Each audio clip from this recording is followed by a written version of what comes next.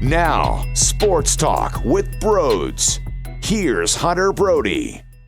What is going on, everyone? Welcome on into Sports Talk with Brodes. That was big, okay? It was definitely ugly, weird, choppy is the best way to describe it for me. The way that I look at this game, it was so choppy early on. And then there were some 2020 vibes with the bullpen. But I do know that this was crucial. Being 9-9 heading into Colorado and at least not getting swept by Gabe Kapler and the Giants, I know it doesn't feel like it was so impressive and it doesn't feel like it was a great, monstrous win. But there is a different vibe after you go 1-2 and you salvage the series by winning Game 3, especially with how emotional it was going through the peaks and the valleys. You had to grind it. You had to come up with a monster hit. You thought Rhys Hoskins would have done it in the 8th inning with bases juiced, but he struck out. He went 0 for 5 with 3 Ks on the day. You have Andrew McCutchen dropping balls out in left field. Kintzler with an 0-2 count to fucking Darin Ruf allows a 3-run bomb to tie up the game. It was crushing. There were so many heartbreaking moments. But guess what? You come together as a unit. You got to rely on Andrew Knapp in the bottom of the 9th inning, and he walks off the fellas. You got to take that emotional moment, and you got to hope that it snowballs into, no pun intended, may I add, with the snowball. There's literally snow happening in this Rockies game right now that's on MLB Network. But hopefully that snowballs into this team being able to gather some wins together against a team that is not very good. You do start off, though, with Vince Velasquez, and I don't want to get too far ahead into what's up next. We got to break down this crazy game, and I guess where we begin, I think it's a good spot here is with the 2020 vibes, because there has been some wonkiness involved with the bullpen as of late, and they have not been great. But while there were those tough moments, there were also this new 2021 vibe as well. And what I mean by that is Spencer Howard in the 8th inning, he was crazy good. 1, 2, 3. Now, maybe the third strike on the third batter for the third out. Did he get a little lucky with the low strike zone call? Maybe, but you put yourself in that position by working the corners and making it a close call. It wasn't egregious by any means. It was close. It was borderline. If you're going to pitch with the borderline pitches, you're going to get the benefit of the doubt when you use your pinpoint accuracy and you thread the needle like Spencer Howard did. I saw some upper 90s stuff. That was definitely intriguing. I love it. Now, of course, I've been hard on Spencer Howard since he's gotten here and since we've seen him get caught up. And after the 1, 2, 3, I get people in my mentions, Brodes, I thought you told me he was a 3 or 4. Have you never seen a 3? Zach Eflin's a 3. Zach Eflin can pitch. Zach Eflin is a good pitcher. Saying someone's a 3 at his best is not really knocking an individual. That's a very important role in a pitching staff. But haven't you seen Zach Eflin go 1, 2, 3 before? Haven't you seen pitchers in this league go 1, 2, 3 before that are not, quote, aces? Yes. So when he gives you 1, 2, 3 in the 8th, that's magnificent. That shows the skill set, and that's a good thing. But that doesn't mean that I was wrong with my assessment before on where I think his ceiling truly is. Moral of the story, though, is that was a phenomenal spot for Spencer Howard to come in there, execute the way that he did. Talk about confidence. You got to be able to get some of these young guns playing with some swag. And it's not just a player like Spencer Howard. Mickey Moniak had a 3-run bomb to start this game off. Now, he did have some uglier at-bats afterwards. 1-2 count, ugly swing for a strikeout. And then first pitch ground out, rolled it over, non-competitive at-bat for an easy ground out to second base. But that first home run is very huge. You can see the reaction from the clubhouse. There is something about these younger guys creating energy. Dude, Nick Maton, this kid can play. This kid can flat out play. He gets on base. He hits the baseball. I think defensively, too, he's got the work ethic. To be fair, though, with the one hit where Dickerson just completely whiffed on the ball out in left field, it would have been a hit, but it wouldn't have been able to produce the way that it just went literally underneath of his glove. I mean, it is pretty damn hysterical to see that. But it doesn't matter. Put the ball in play, and good things can happen. That could be the narrative. That could be the message of the day, if you will. put the ball in play, and that helps your team out. Force the other team to make the proper play. Force them to do what they're supposed to do. And hey, if you put them in multiple situations, there's going to be times where they mess up, where they make the mistake, and that's when you cash in. That's when you pounce. So, yes, that is definitely a part of this team right now is Mickey Moniak. I'm not sold after one home run, but it's definitely a step in the right direction. Nick Maton, he could play. There was one play where, because I brought up defensively, and I love his work ethic, it's kind of Scott Kingery-ish, if you will, as if, what I mean by that, I don't want to make it seem like the dude's going to strike out on 0-2 counts every single day. But he got his chance, and what did he do? He popped out to center field, and he struck out. So the Scott Kingery woes continue. But I guess when Gene Segura goes on the IL, that is somewhat of the, hey, Scott Kingery, you have a moment here. You have a spot in the lineup to try and earn your way back in. We'll see. We'll see how Scott Kingery is utilized as time pushes forward. Maton, though, a couple seconds to get the ball out of his hand and didn't get the ball out smoothly. Ultimately, though, you watch the way that he plays defense, and it's incredible. Speaking of defense with the young guys, though, there's something with Mickey Moniak reading the baseball off the bat that just doesn't make sense to me. Something's not adding up. There's a missing element to Mickey Moniak. Early in the game, he doesn't get a good read off the ball. The ball was hanging up there for, 7 minutes, and he can't get to it. He doesn't get to it, and Maton's trying to run backwards towards him to make a play. But there's 3 instances so far in this very short stint for Mickey Moniak where he just not judge the ball off of the bat. You need to be able to do that better. Whether it's making these absurd catches because you recover afterwards, that's not a recipe for success. That's not sustainable. Where first pitch, when Zach Wheeler allows a fly ball out to center field, he takes a weird angle to it, and then he has to kind of take the proper angle, which makes him have to dive and make this outstanding catch, or that weird wonky one where he's turning sideways. You can't live that way. What makes you think you're going to be able to live that way in this league? He does not know how to jump properly off the bat, and that is going to be killer for this team, for him specifically, although when your competitors and the players on your team and in your organization that are competing for the same job can't do anything right, well, you have more space. You have more time. You have more misjudgments under your belt before someone has to make you pay. So that definitely is something I've noticed, though. All right, so when the Phillies were up 4-1 in the 6th inning, Zach Eflin was pulled at 86 pitches. And then the Joe Girardi slander continued to happen, and it was brought up. Why would you pull Zach Eflin? Well, because of the rain delay, he was constantly throwing to keep himself warm. So those are pitches added to his 86 that definitely are factored in and should be factored in. And you have a chance to add a run. Well, you're already up 4-1. Why would you need to put that much stress on scoring a run? Because your bullpen can blow it at any time.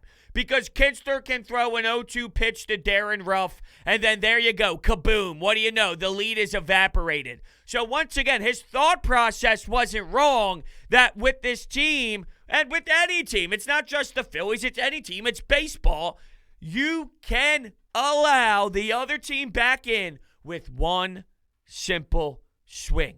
And he wasn't wrong with that assessment. That run is very important. If that run got on the board, then it's 5-1 instead of 4-1 if they were able to actually score that run and knock in that run. And now it's a totally different ballgame. I don't disagree with pulling him at all. Maybe Scott Kingery being put into Mickey Moniak's spot, maybe that is where we can draw the line and have the debate. It wasn't a smooth series for Joe Girardi. Nobody is claiming that it was. My thing is, though, people put too much stress on that. People put way too much emphasis on that. I put it more on the players. I'm more pissed off with Kintzler than I am Joe Girardi for putting Kintzler in. You're a veteran, dude. You've been around the block. You've played this game. It's Darin fucking Ruf. There's no way that on an 0-2 pitch you're missing the plate that much. Or you're putting it in the middle of the plate that much, I should say. You should be missing the plate, and you should be maybe wasting a pitch to see if you can get a guy chasing.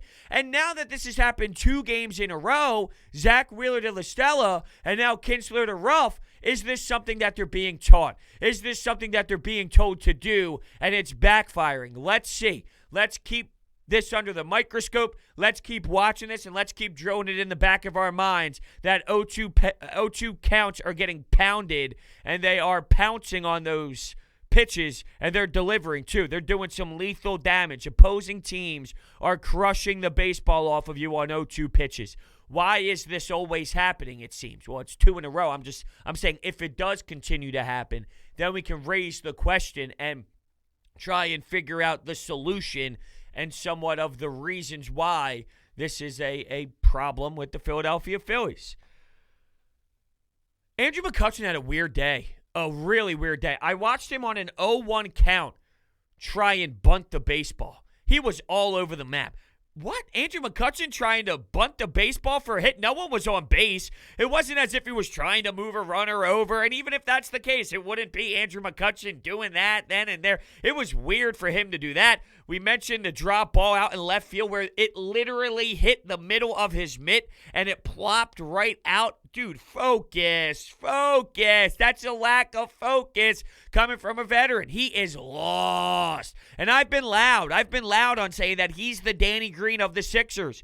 Someone who had trouble, someone who was struggling, and then he snaps his fingers one day and he gets back into a groove, and it's the Andrew McCutchen that you expected Andrew McCutchen to be. He, at the moment, though, I think he is so defeated and deflated big time, way more than I thought he was. He had a super high pop-up to first base, and he's running around first base. I'll give him effort points. He was hustling hard. It would have been a double. An infield pop-up would have been a double if Flores doesn't make this crazy, bizarre catch where he falls over himself. There was effort there, though. He beat out an infield single because Crawford, who we know as someone who's been around this league for a while, he's had some miscues in the field a couple times this series. He couldn't get the ball out of his hand properly. Andrew McCutchen beat it out. That was in that 8th inning for the rally to happen for Rhys Hoskins that struck out. And 3 strikeouts for him. Oof. That 8th inning would have been nice to see for sure. You could rely on Hector Neris, though. You could rely on him, and you did rely on him, and he did finish the job off. Couple nice splitters involved. 2 strikeouts in the 9th. Showing some emotion, showing some fire on the mound, giving some body language that got me going. It was crucial for Hector to get in there. It's been a little bit of time since I feel we've seen Hector Neris. So for him to get out there and to pitch as well as he did, was there some locations missed? A splitter that was high up in the zone? Maybe. It might have fooled him. Might have fooled the hitter as well. Well, they don't ask how. They ask how many, and the answer was 3. 3 outs, and that's what he needed. Let's get to Bryce Harper, because Bryce Harper has been ridiculous. On base 3 more times again today, 2 hits and a walk, and clutch. Your team went down. There were 2 outs in the inning. After Rhys Hoskins goes down, after Andrew McCutchen goes down, that was actually the one with the high pop-up, if I remember correctly. So that ended up happening. Bryce Harper's up. You're down 1, and it just seems like the clubhouse and the dugout has lost all of its passion. It's lost all of its mojo. You're dying out a bit, and it's the classic here we go again feel in that dugout. Bryce Harper steps up to the plate and just absolutely murders and rips a line drive over the wall to tie up the game. And when you see your leader run around the bases like he did when he landed on home plate, and he was screaming, he was doing his arm celebrations, even when he was 1 or 2 steps in front of the dugout, he was unleashing that emotion. Then he gets into the dugout and he unleashes it again. When you get inspired by your top player who is tearing the cover off the ball, go back through this man's game log, all right? And I kind of want to do it right now because I want where are we at here? Because I want an erection. That's why. I want an erection. So let's go to Bryce Harper and his stats and his game log because he has been absolutely ridiculous as of late. His stats are absurd. Just to put it in perspective right now, he is hitting .357 after today. And if you go to his game logs, you go to 2021. We'll take a gander here. Let me blow up the screen because my one screen in front of me is a little bit over. Whew. Oh, it doesn't. Oh, man. Baseball Reference doesn't have today. I guess that makes sense. I should have known that. So it doesn't have today's, but damn, that kills everything. That doesn't make it as fun. But he was on base 4 times last game with 2 hits and 2 walks. He had 3 hits the previous game, 3 hits and a walk the game before that, on base 3 times before that. So it's been a 1, 2, 3, 4, 5 game stretch, including today, where my man has been abusing the base paths and has been fucking insane. Now, I want to go back to that first screen where I mentioned what he was hitting. I don't know if that was referencing today's game as well. April 21st, that's today. Yeah, it was. So he's hitting .357 after today, and his OPS is through the roof. Not that that should surprise anybody, but it is. And, yeah, Bryce Harper, though, in all seriousness, everyone talks every year, Bryce Harper could be an MVP, And when you see where the game is, everyone thinks that baseball is a dying sport and there's not so many stars. And maybe it's more of they're stars, but they are not sent to the casuals the right way. They do a bad job at marketing their stars. It should be Bryce Harper and the Phillies versus Ronald Acuna and the Braves, and they started to do that. I saw when ESPN had Sunday Night Baseball, they finally started doing that. Instead of Phillies Braves, it was Bryce Harper and Ronald Acuna, and their faces on the screen and their graphics all over social media. That's what it needs to be. But when you see all of these unreal players like Acuna Jr. and the way that he was playing before his hand injury when he was sliding back against the Cubs on that Sunday Night Baseball feed, and they ended up pulling him out of the game. And when you get Tatis Jr., even though he's had a little bit of a struggle, but he had the injury, and he's coming back and all, my point is there's so many great players in this league right now for me to say, Bryce Harper, MVP. There's so many crazy good players that, Bryce is at the top. He's definitely in the conversation every single year. But there's lethal weapons that are above him as well. This is MVP baseball. This is MVP style of play. We know Bryce now, though. We're comfortable assessing him, and we realize that for as amazing as this 5-game stretch is, there's going to be ugly 5 games. There's going to be ugly 7 games. That's every player, though. With Bryce, this is it. This is the extreme high where it is a ride of you can't miss any at-bat because it's going to be special when he's locked in, and right now he's locked in, and then he'll strike out maybe 8 times in a matter of 4 games, and we want to rip our hair out. MVP-wise, I'm saying, this is MVP level. Is this who he's going to be for 162? Probably not, but this is amazing. That's my point. This is amazing. Let's stick with the positive here. No reason to look negative. This is amazing. Bryce Harper, this is amazing. Your team needed something big. You put the team on your back, and you tied up the game. Not only that, let's not discredit what you did early in that 9th inning.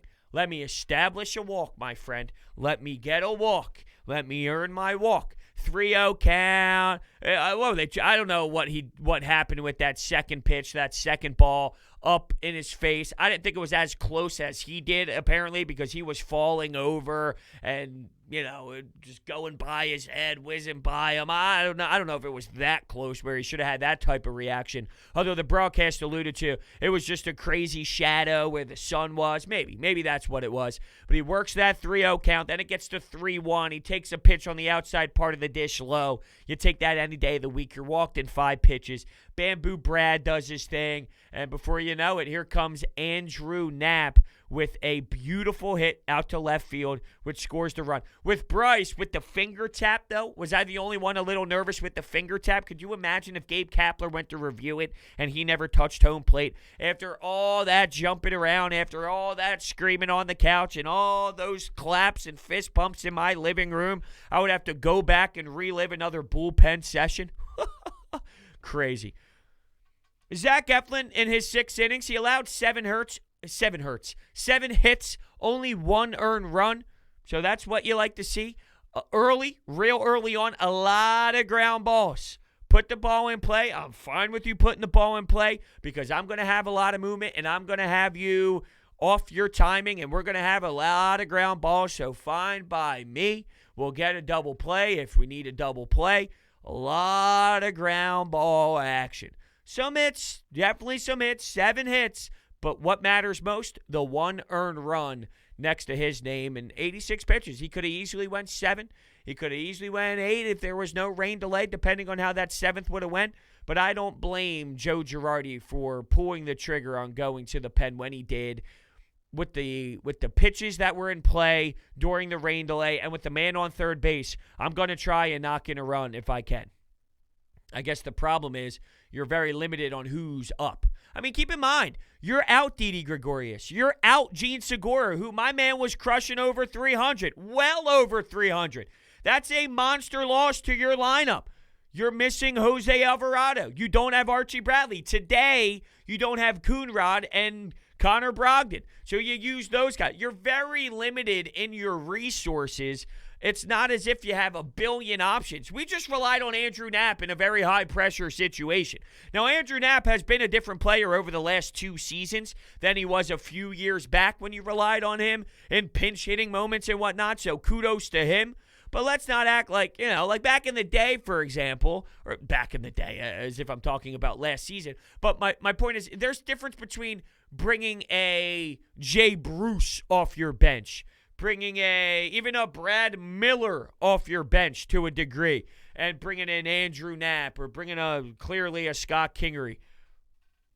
Kudos to Andrew Knapp, though. When you get your limited time, make sure you make that impact. Make sure the coach, next time something happens, goes, remember when Andrew Knapp did this?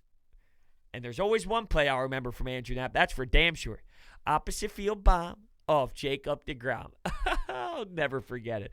All right, before we continue, why don't I let you know about my friends over at DraftKings. Masvidal and Usman put on a show the last time they stepped into the octagon. Round 2 is sure to pack a punch. DraftKings Sportsbook, the official sports betting partner of UFC, is putting you in the center of this weekend's title fight with 26-1 odds on either title contender to reign victorious. Pick either main event fighter to win during this weekend's UFC 261 title fight, and DraftKings Sportsbook will give you 26-1 odds. Download the top-rated DraftKings Sportsbook app now and use promo code Brodes when you sign up to turn $5 into $130 if the title contender of your choosing wins.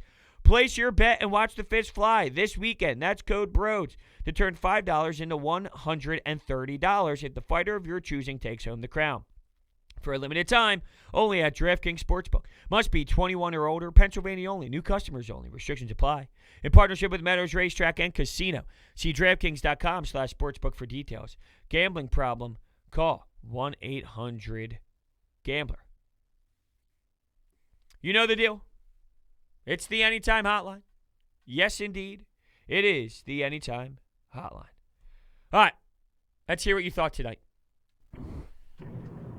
They needed this one. They needed it. You can't get swept by the guy you just fired. And Zach Eflin, once again, great performance from him. And it looked rusty at times, but you know what? Eventually you just see teams that have to find a way to win, and that's what they did. And also, if you think Bryce Harper is overrated or overpaid at this point, you're either an idiot with an axe to grind, or you're just denying reality. Well, this is what it is, though. You're a troll. It's what it is. Those people are trolls. They're fans of other teams, or maybe they're Braves fans that see Acuna's contract, Ozzie Albies, even Freddie Freeman's, although Freddie Freeman is sure to be getting a payday very, very soon. Different stages in your career, though. At 30-plus, you don't get that same type of cash, years, overall money as you do when Bryce Harper hit free agency. That's inevitable. It's something about him. You don't appreciate him. It's, hey, Sports Center, cover of a magazine, I'm Bryce Harper, I'm the chosen one. It's all of that drama surrounding his name.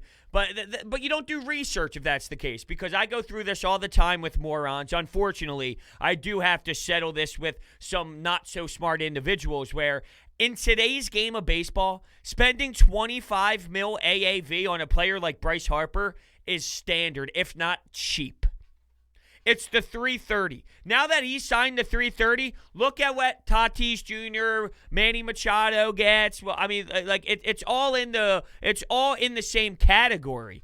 Mookie Betts, Garrett Cole, although starting pitcher money is different than everyday players, but to act as if Bryce Harper is any different from any of these players. Mike Trout, I'm not putting him in the Mike Trout category, but he's in the category of all of these names that I mentioned. He might not be the best player in baseball, but he's in the list of top players. There's players who are better than him, sure. There's players that have a better batting average than him, sure. But the impact of Bryce Harper on a franchise and in the game of baseball, it is huge. It matters, and his production when he gets going is at the top of elite, and you're seeing that right now. You might not get it for full 162. You might not get it for the entire season.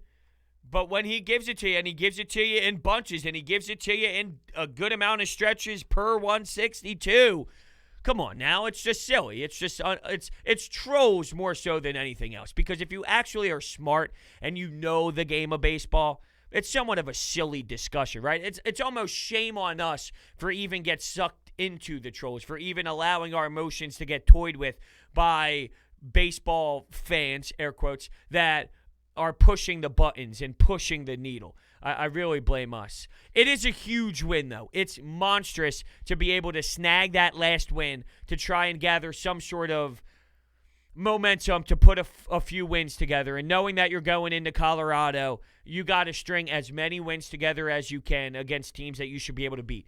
A problem for this franchise over the last few years, though, is this one.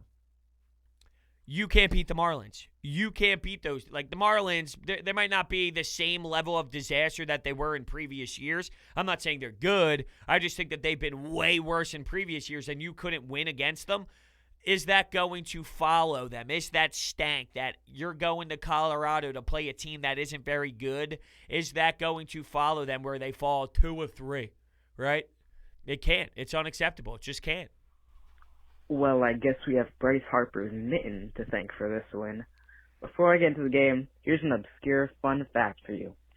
Rhys Hoskins and Mickey Moniak both started off their careers 0 for 12, I believe. Then they had a first base, a one-base hit, a single in their next game, and homered to left field in their next game. Mickey Moniak is the next Rhys Hoskins. Anyway, the other player, Nick, whatever his name is, actually looks pretty good. I don't want to hype him up too much, but maybe he can at least be a decent bench piece or something to keep an eye on in the future. That's what I think. Torreyes wasn't good. Torreyes had some ugly ones. I think he can be a spark plug for your team that could play off the bench. He is getting limited time. I mentioned Andrew Knapp.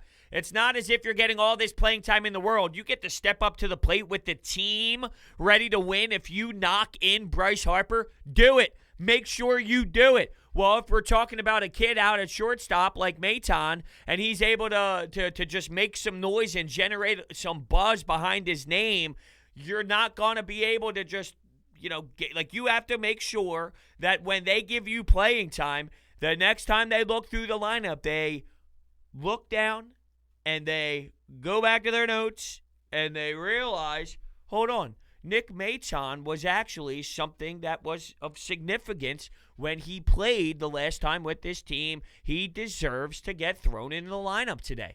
So, yeah, Nick Maton has been he's been very just that right there. I don't know how to describe that, but if you're listening to this on Apple Podcasts, Spotify, Google Podcasts, and you didn't see my face because you're listening to audio only, I apologize. But it was an acknowledgement with a head nod and a smile and an intrigue and an eyebrow raise. It was sort of like all right. That's kind of where I'm at with Nick Maton right now. It's crazy. We saw a lot of young guys do their thing today. Howard was throwing strikes. That's just amazing. who was it? Maton, the M&M boys, right? They're exciting to watch. Maton has some degree of consistency. And while Mickey may not have that right now, he has the ability, in my opinion, to make us see some good in him from time to time. Kingery, meanwhile, looks just lost, no confidence, opposite of Maton and Mickey at this point. He looks just awful. I mean, this guy hit 19 bombs in 2019. He's capable. I don't know what it is with him, but he did not convince me at all. He looked lost for confidence today.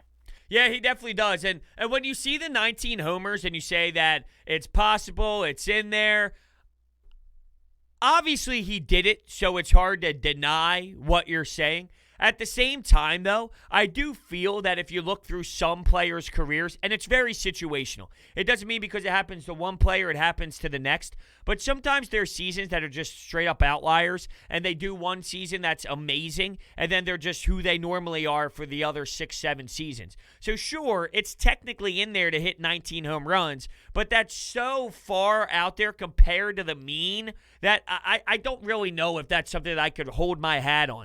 Oh, yeah, but Scott Kingery did it back in 19. I just don't think that that's anything that I could put a lot of stock into. Well, I've seen him hit 19 before. Yeah, I've seen him do this way more than anything 19 home run worthy related. So I feel like that's almost a throw it away year. You'll never get back to that. That's kind of where I'm at with Scott Kingery. I do agree with the assessment, though, of the excitement. The M&M boys, Moniak and Maton, there is excitement involved. They bring excitement to the club. They're so young and raw that there's this level of interest there because you want to see what they're all made of. I'm still far away with Moniak, but this was clearly a step in the right direction for him. I'll take my word, or I'll take the second caller's word on those stats about Rhys Hoskins and